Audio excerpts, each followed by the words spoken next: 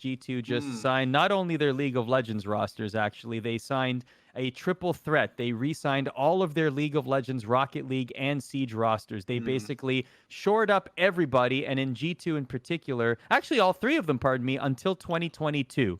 So they're running it back in 3 different esports, but let's focus on League of Legends in particular. Jacob, they've had success. They didn't find what they wanted in Worlds last year, but they have enough confidence here to run it back. How much of let me start with this. We talked about how NA might be looking at their academy teams a little bit more now because of coronavirus and what's happening with the pandemic. How much of this decision do you think had to do with that as well? I think it was part of it because, and I know Emily mentioned this earlier on a pre-production call today, that like it's like a lot of teams feel like this may be a wash this year, right? Like just because we reported what Riot would like to do and are talking about doing for the World Championship does not mean that there isn't a world where it gets canceled, right? Like it's still possible. There is like so many different factors, probably the biggest among them being the Chinese government just saying, F you, we're not going to let any Americans in fear of COVID coming back into the country. Like we're not going to let any Americans come into the country or any foreigners come into the country, right? No visas for you. Like that's totally possible, right? Like, and that would really like Worlds has to be over at that point. You know, if there's like, if they limit who comes in and out of the country. We know that obviously there's been a lot of discussion about sporting events being canceled for the remainder of the year in China. And also the fact that even though esports is not necessarily counted in that same bubble, there's still the chance. So that said, like, I think coronavirus has part of it, but I also just want to mention, like, we've had it for a year and a half now, so maybe people don't remember. But I think the Caps roster change, Caps moving from Fnatic to G2, maybe the most consequential European League of Legends move of all time.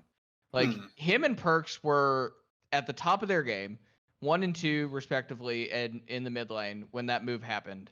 And by proxy of Caps talking to management and talking to Perkz and talking to the other players on G2, they were willing to do what they have done, which was move Perkz to bot lane and let Caps come over and sort of try to build this super team, right? And that, like, the difference between Perkz, Caps, and the rest of the LEC in terms of mid lane is actually pretty wide, right? Like those guys are really good, really, really good mid laners, and there are upcoming talent that will close that gap, I'm sure. But the fact that like you can just pin it down and make it even worse, so like Caps or Perkz don't, and I think Perkz is a G2 for life player anyway, but like the fact that you can't, like Caps is not going to be in a position where another team comes and offers him giant loads of money to come join, right? Like the fact that that's even a non-starter is great. Like that is security for G2, and I don't see any player on this team getting progressively worse. You know, the oldest player on this team is Jankos in terms of playing for a long time, and like even he is still having fantastic career highlight moments of his own. So yeah, for me, like this is great, and it was unsurprising to me, and it makes total sense.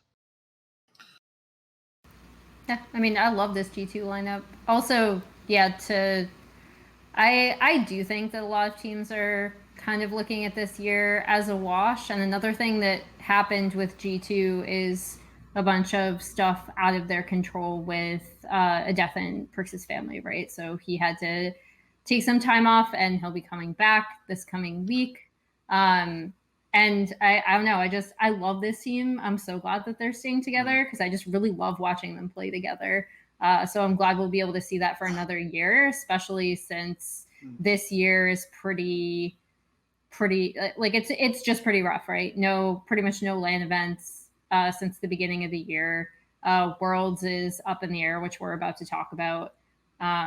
So yeah, I'm just happy that I get to see these 5 players continue to play together. I agree. It's exciting to see one of the best Western teams, if not, no, they are the best Western team of all time. They've shown it time and time again.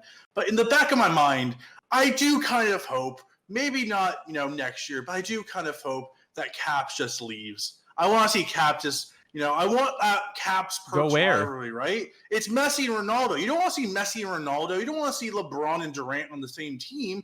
You want to see them playing against each other. Like, They are the two best mid laners in Europe. They are the two best mid laners in Europe's history. Let's clarify. If LeBron and KD are on my team, I'm okay with it. I just want to be clear on that. But as an analyst, as a fan who's going to watching these games, the Perkz Caps rivalry, these two players, these two big personalities teaming up, the mega powers, as you will, it's exciting, and they're friends and they get along great. And Perkz is, I would probably say, one of, if not the best captain in League of Legends, by just reining in all these personalities to make this kind of perfect team where they can lose games, laugh it off, and they just get along so well. But in the back of my mind, how sweet would it be if Jacob breaks the news of Caps is leaving G2. He's done with the team. I remember exactly where I was when I broke the news that Caps was joining G2. Yeah. I was at a Mexican restaurant in Kingsville, Texas, eating breakfast tacos after dropping my girlfriend off at college. That was I will distinctly remember writing that story on my phone just because of the sort of impact it had for the rest of this industry. I want to see Caps versus Perkz. I know they're great together. Okay. I know they might create the best, they might win a world championship together. I think that it was what Carlos wants, what both of them want to do, and they think they can do it together. But I want to see them play against each other because you want to see the best play the best. And regardless of Perkz being one of the best AD carries in the world, he's also one of the best mid laners in the world. And I want to see that Perkz Caps matchup one more time. Maybe not in 2021, maybe not even 2022, but I do hope that one day after they win their world championship together, they can split off one more time and we can see that classic match between those two, because I really do think that Perkz back in the mid lane for at least 1 year going against Caps is really exciting, because those two could go down as the greatest Western players in League of Legends history. They might get, statues together whenever Riot builds the League of Legends Hall of Fame, they'll be right next to each other in their statues. But I do want to see those two clash one more time. And it's not going to be 2020, it's not going to be 2021, but I do hope maybe one day we will see them clash once again, because they're great teammates, maybe even the best teammates, but their rivalry and those two going off is always a fun one. So maybe one day.